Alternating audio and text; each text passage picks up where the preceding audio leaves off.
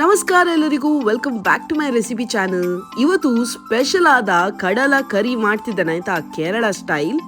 ಕರಿ ಮಾಡುವ ಮುಂಚೆ ಕಡಲೆಯನ್ನು ಒಳ್ಳೆ ರೀತಿಯಲ್ಲಿ ನೆನೆಸಲಿಕ್ಕೆ ಇಡಬೇಕಾಯ್ತಾ. 8 ತಾಸು ಇಟ್ಟರೆ ಉತ್ತಮ. ನಿಮ್ಮ ಹತ್ರ ಟೈಮ್ ಇಲ್ಲದ್ರೆ ಹಾಟ್ ಬಾಕ್ಸ್ ಅಲ್ಲಿ ಹಾಕಿ ಸ್ವಲ್ಪ ಬಿಸಿನೀರು ಹಾಕಿ ಇಡಿ, ಬೇಗನೆ 4 ತಾಸಲ್ಲಿ ಸಾಫ್ಟ್ ಆಗ್ತದೆ. 8 ತಾಸು ಆದ ನಂತರ ಸೀದಾ ಕುಕ್ಕರ್ಗೆ ಶಿಫ್ಟ್ ಮಾಡಿ ಬೇಕಾಗುವಷ್ಟು ನೀರು ಹಾಕಿ ಅದರ ಜೊತೆ ಉಪ್ಪನ್ನು ಸೇರಿಸಿ ಇನ್ನು ಒಳ್ಳೆ ರೀತಿಯಲ್ಲಿ ಬೇಲಿಗೆ ಇಡಬೇಕು. ನಾನು ಮೀಡಿಯಂ ಫ್ಲೇಮಲ್ಲಿ 1 ವಿಸಿಲ್ ಬರುವಷ್ಟು ಬೇಲಿಗೆ ಬಿಡ್ತೇನೆ.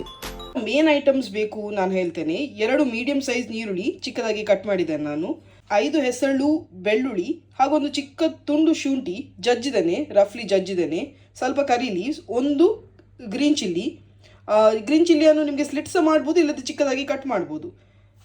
ಹಾಗೂ ಇದು ಬೇಯಿಸಿದ ಕಡಲೆಯನ್ನು ನಾನು ಗ್ಲಾಸಲ್ಲಿ ಸ್ವಲ್ಪ ಇದನ್ನು ಸ್ಮ್ಯಾಶ್ ಮಾಡಿದ್ದೇನೆ. ಬೇಕಿದ್ರೆ ನಿಮಗೆ ಗ್ರೈಂಡ್ ಸಹ ಮಾಡ್ಬೋದು. 1 ದೊಡ್ಡ ಸೌಟ್ ಅಷ್ಟು ಕಡಲೆ ತೆಗೆದು ಗ್ರೈಂಡ್ ಮಾಡಿದರೆ ಇಲ್ಲದೆ ಸ್ಮ್ಯಾಶ್ ಮಾಡಿದರೆ ಆಯಿತು. 2 ಮೀಡಿಯಂ ಸೈಜ್ ಟೊಮ್ಯಾಟೊ ಹಾಗೂ ತೆಂಗಿನ ಹಾಲು.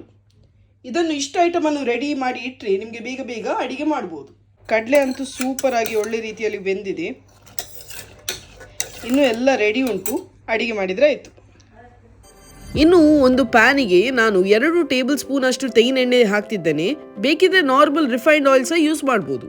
ಆದರೆ ಕೇರಳ ಶೈಲಿ ಅಡಿಗೆ ಮಾಡೋದ್ರಿಂದ ತೆಂಗಿನೆಣ್ಣೆ ಹಾಕಿದರೆ ಉತ್ತಮ. ಇದರ ಜೊತೆ ಹಿಂಗ್ ಹಾಕ್ತಿದ್ದೇನೆ.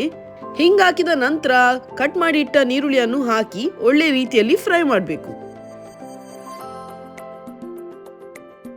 ಫ್ರೈ ಮಾಡ್ತಾ ಇರುವಾಗ 1 ಹಸಿಮೆಣಸು ಚಿಕ್ಕದಾಗಿ ಕಟ್ ಮಾಡಿದ್ದು ಹಾಕ್ತಿದ್ದೇನೆ. ನಿಮಗೆ ಹೆಚ್ಚು ಖಾರ ಇಷ್ಟ ಇದ್ದರೆ 2 ಹಾಕ್ಬೋದು. ಫ್ರೈ ಆಗುವಾಗ ನೀರುಳ್ಳಿ ಟೈಮ್ ವೇಸ್ಟ್ ಮಾಡೋದು ಬೇಡ. ನಾವು ಮಸಾಲ ರೆಡಿ ಮಾಡಿ ಇಡುವ. 1 ಟೀ ಸ್ಪೂನ್ ಅಂದರೆ ಈ ಸ್ಪೂನ್ ಆಯಿತಾ, ಚಿಕ್ಕ ಸ್ಪೂನ್. 1 ಟೀ ಸ್ಪೂನ್ ಅಳತೆಯಲ್ಲಿ ನಾನು ಹೇಳ್ತೇನೆ.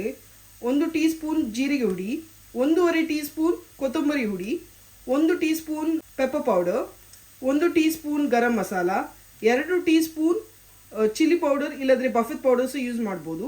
ಮತ್ತು ಸ್ವಲ್ಪ 1/4 ಟೀ ಸ್ಪೂನ್ ಕಾಲ್ ಟೀ ಸ್ಪೂನ್ ಅರಿಶಿನ ಹುಡಿ. ಸೊ ಇಷ್ಟೆಲ್ಲ ಮಸಾಲ ಪೌಡರ್ ರೆಡಿ ಮಾಡಿ ಇಡಿ. ಕಲರ್ ಚೇಂಜ್ ಆಗ್ತಾ ಬಂತು, ಅಂದರೆ ಸ್ವಲ್ಪ ಬ್ರೌನಿಶ್ ಆಗ್ತಾ ಬಂತು ನೋಡಿ, ಸ್ವಲ್ಪ ಫ್ರೈ ಆಗಿದೆ. ಈಗ ನಾವು ಜಜ್ಜಿದ ಶುಂಠಿ ಹಾಗೂ ಬೆಳ್ಳುಳ್ಳಿ ಹಾಕ್ತಿದ್ದೇನೆ, ಹಾಗೂ ಬೇಸೊಪ್ಪು ಹಾಕ್ತಿದ್ದೇನೆ. ಇನ್ನು ಇದು ಸಹ ಒಳ್ಳೆ ರೀತಿಯಲ್ಲಿ ಫ್ರೈ ಆಗಿದೆ ನೀರುಳ್ಳಿ ಜೊತೆ. ಕೇರಳ ಶೈಲಿ ಅಡಿಗೆ ಮಾಡೋದ್ರಿಂದ ಬೆಳ್ಳುಳ್ಳಿದು ಸಿಪ್ಪೆ ತೆಗೆಯುವ ಅವಶ್ಯಕತೆ ಇಲ್ಲ ಆಯ್ತಾ. ಬೆಳ್ಳುಳ್ಳಿದು ಸಿಪ್ಪೆ ಜೊತೆನೆ ಅದನ್ನು ಜಜ್ಜಿ ಆಗ ಇನ್ನೂ ಒಳ್ಳೆ ಟೇಸ್ಟ್ ಹಾಗೂ ಫ್ಲೇವರ್ ಕೊಡ್ತದೆ. ಒಳ್ಳೆ ರೀತಿಯಲ್ಲಿ ಫ್ರೈ ಆಯಿತು. ಇನ್ನು ಮಸಾಲ ಹುಡಿಗಳೆಲ್ಲ ಹಾಕಬೇಕು. ಗ್ಯಾಸ್ ತುಂಬ ಸ್ಲೋ ಇರಲಿ ಆಯಿತಾ ಮಸಾಲ ಹುಡಿ ಹಾಕುವಾಗ, ಯಾಕಂದರೆ ಕರಂಚುವ ಸಾಧ್ಯತೆ ಜಾಸ್ತಿ.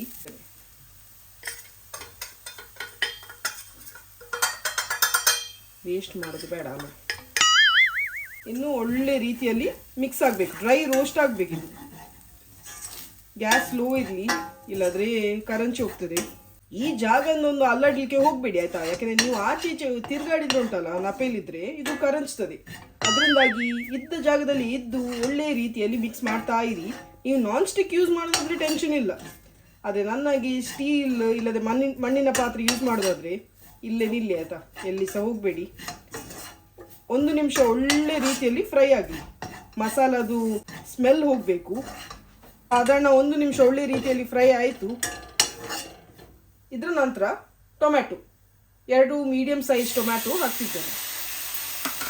ಇದರ ಜೊತೆನೇ ಉಪ್ಪು ಹಾಕಿ ಬಿಡಬೇಕು, ರುಚಿಗೆ ಬೇಕಾದಷ್ಟು ಉಪ್ಪು. ಟೊಮ್ಯಾಟೊ ಹಾಕಿದ ಮೇಲೆ ಟೆನ್ಷನ್ ಇಲ್ಲ, ಯಾಕೆಂದರೆ ಟೊಮ್ಯಾಟೊ ನೀರು ಬಿಡ್ತದಲ್ಲ. ಒಳ್ಳೆ ರೀತಿಯಲ್ಲಿ ಮಿಕ್ಸ್ ಮಾಡಿ ಮುಚ್ಚಳ ಹಾಕಿ ಬೇಲಿಗೆ ಇಡಬೇಕು. ಟೊಮ್ಯಾಟೊ ಒಳ್ಳೆ ರೀತಿಯಲ್ಲಿ ಬೇಯಬೇಕು. ಇನ್ನು ಮುಚ್ಚಳ ಹಾಕಿ ಎಲ್ಲಿ ಬೇಕೋ ಅಲ್ಲಿ ತಿರುಗಾಡಿದ್ರೆ ಆಯಿತು. 1-2 ನಿಮಿಷ ಒಳ್ಳೆ ರೀತಿಯಲ್ಲಿ ಬೇಯಲಿ, ಆದರೆ ಫ್ಲೇಮ್ ಸ್ಲೋ ಇರಲಿ ಆಯಿತಾ. ಆಹಾಹಾ, ಮಸಾಲ ಅಂತೂ ಒಳ್ಳೆ ಫ್ರೈ ಆಗಿ ಒಳ್ಳೆ ಸ್ಮೆಲ್ ಬರ್ತಾ ಉಂಟು. ಇನ್ನು ಬೆಂದ ಕಡಲೆ ಇದಕ್ಕೆ ಹಾಕಿದ್ರೆ ಆಯಿತು. ನೀರು ಜೊತೆನೇ ಸೇರಿಸಿ ಆಯಿತಾ, ಯಾಕಂದರೆ ನೀರಲ್ಲೇ ಇರುವುದು ಅದರ ಟೇಸ್ಟ್ ಹಾಗೂ ಅದರ ಸೂಪುದು ಟೇಸ್ಟ್. ಒಳ್ಳೆ ರೀತಿಯಲ್ಲಿ ಮಿಕ್ಸ್ ಮಾಡಿ ಇನ್ನು ಮುಚ್ಚಳ ಹಾಕಿ 1 ಕುದಿ ಬರುವವರೆಗೆ ಸ್ವಲ್ಪ ಬೇಲಿಗೆ ಬಿಡುವ. ಮಸಾಲ ಹಾಗೂ ಕಡಲೆ ಒಳ್ಳೆ ರೀತಿಯಲ್ಲಿ ಮಿಕ್ಸ್ ಆಗಬೇಕು. 1 ಕುದಿ ಬಂದ ನಂತರ ನಾವು ಕಡಲೆಯನ್ನು ಸ್ಮ್ಯಾಶ್ ಮಾಡಿ ಇಟ್ಟಿದ್ದೇವಲ್ಲ, ಆ ಕಡಲೆ ಪೇಸ್ಟನ್ನು ಹಾಕಿದರೆ ಆಯಿತು. ಹಾಕಿದ ನಂತರ ಒಳ್ಳೆ ರೀತಿಯಲ್ಲಿ ಒಮ್ಮೆ ಮಿಕ್ಸ್ ಮಾಡಿ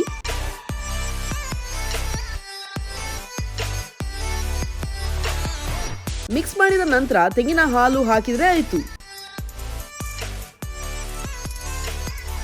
ಇನ್ನು ಮಸಾಲ ಹಾಗೂ ಕಡಲೆ ಒಂದು ಒಳ್ಳೆ ಕುದಿ ಬರ್ಲಿ ಅಂತೇಳಿ ಮುಚ್ಚಳ ಹಾಕಿ ಕುದಿಲಿಕ್ಕೆ ಬಿಡ್ತೇನೆ.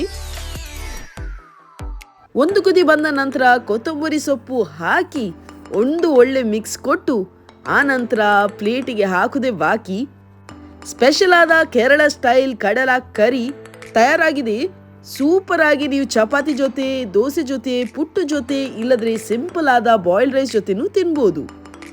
ನೀವು ಸಹ ಸಿಂಪಲ್ ಹಾಗೂ ಹೆಲ್ದಿಯಾದ recipe, high protein recipe try ಮಾಡಿ ಕಮೆಂಟ್ ಮೂಲಕ ಹೇಳಿ ಆಯ್ತಾ ಹೇಗೆ ಆಯ್ತು ಅಂತೇಳಿ.